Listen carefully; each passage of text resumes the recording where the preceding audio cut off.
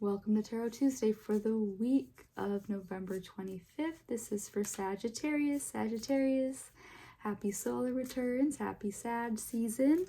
We're in a time where we are also coming out of 2 retrogrades. So Saturn is going direct on the 27th. Mercury, our last Mercury retrograde, is ending on the 29th. That one we will feel a little bit more as we feel the Mercury retrogrades a little bit more generally. The Saturn one, Saturn rules over things like karma and limitations. So a little flavor of that, but mostly the communication, technology, transportation, those things should be resolving and becoming easier to manage at this time. And we also have Venus moving into your sign on the 30th, so we're doubling down on that Sag energy. And I'm gonna add to it by using the Earth Power Oracle deck by Stacey Demarco. This deck is just going to tune into that adventurous spirit of Sagittarius and accessing the knowledge of these power spots around the world so that we can just be prepared for whatever comes up. Yeah? All right, so let's see what Sagittarius has. All right. Valley of the Kings. Death is transformation. It's a natural part of life. There are consequences to all actions, no matter how small. And so this is just your birthday season. You're shedding a skin. You're shedding a layer of who you were. It's that caterpillar needing to die off into the butterfly. And it's saying that no action, no matter how small, it's a ripple effect into the collective. So every step that you take, Sagittarius, is being felt by you and the people in your circle. And don't be afraid of those little deaths that are necessary. My example, which I'll just use because it's easy, was when I met Watson. I had to forfeit that independence that I had, that extra income that I had when I didn't have to deal with vets and dog food mostly. And then also just, being able to take off at a moment's whim. I met this dog and was like, I literally need to puppy proof my house before I bring you home or you will die immediately. So accepting those little deaths so that you can move into your highest version, Sagittarius. That's where you are. Dude, this card, actually this is a different one, but this card has shown up for others, but this spot is attracting all of the poles. Magnetic South Pole. It is acceptable not to know. Mystery is a part of life. Acceptance allows me to begin to grow. So Sagittarius, and this spot for you is just interesting because it's mostly about your physical world. It's this card in this place is speaking to your body. And so as we age, Sagittarius, we are just we naturally change. And I remember a teacher telling me, every phase of life is a whole new journey. Our teens teach us how to explore the world. Our 20s show us that full independence of how we launch into adulthood. But by 30s and 40s, we're gonna go deeper into, building up that physical kingdom basically of our world. And then as we go into our 50s and 60s, it becomes less about that struggle, and it becomes more of a well, what is my purpose? What feeds my mind? And so this is just saying, accept the mystery of where you are right now, Sagittarius. Accept the mystery as what it is. We cannot know the future. The future does not exist. All we have is the present.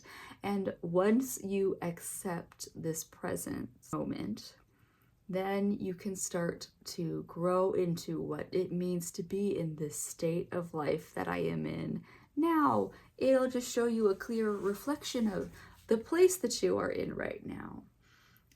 Yeah, that's what you have there. Palenque. I have a personal relationship with my patron guides, and sorry in advance for the fucking pronunciation.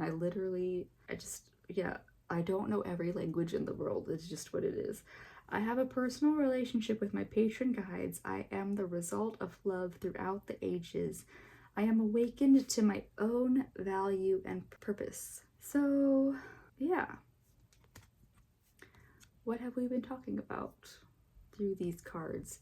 Is that you are literally, you got here as the result of thousands of partners pairing off and birthing their most perfect version of love in the moment. And so you carry this power of all these people who came before you, and take that into awakening to your own purpose. You are in your solar returns, you are rebirthing yourself in this new solar cycle.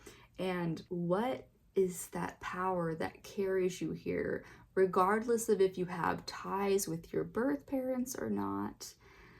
What is that sense that you have within you about how you want to carry your value and purpose forward?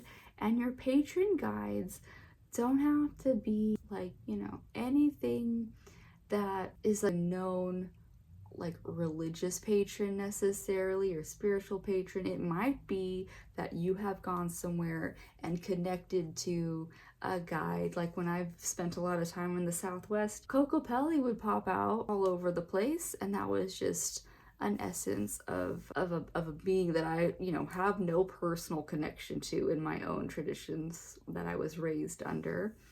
And specifically where I lived, there was like a water sprinkler, a deity, and as a landscaper in the most harsh part of Arizona, like that was a necessary guide to connect with.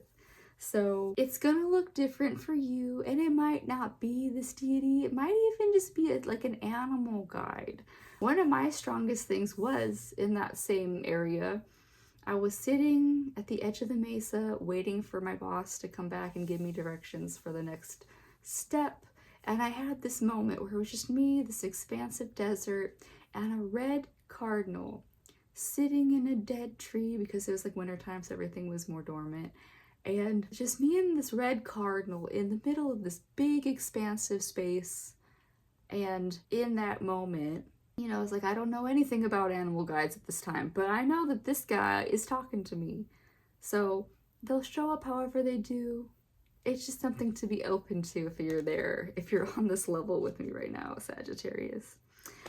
And your last card, can't pronounce it, I'm sorry. Mount Emmy? It's fine. I seek enlightenment. I am calmly above it all. The tangible and intangible meet within me. A lot of people are getting this card in this spot.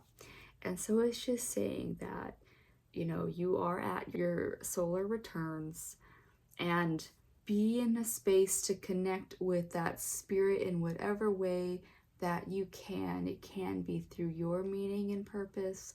It can be through these guides. It can be just connecting to that tangible space or that intangible space of even just your passions. What is driving you in this lifetime, Sagittarius? You have all of this power, transformation, meeting the mystery, connecting to these guides, and your purpose. This will lead you into this next solar cycle in a place of power and beauty. That's what I got for you this week, Sagittarius. Bye.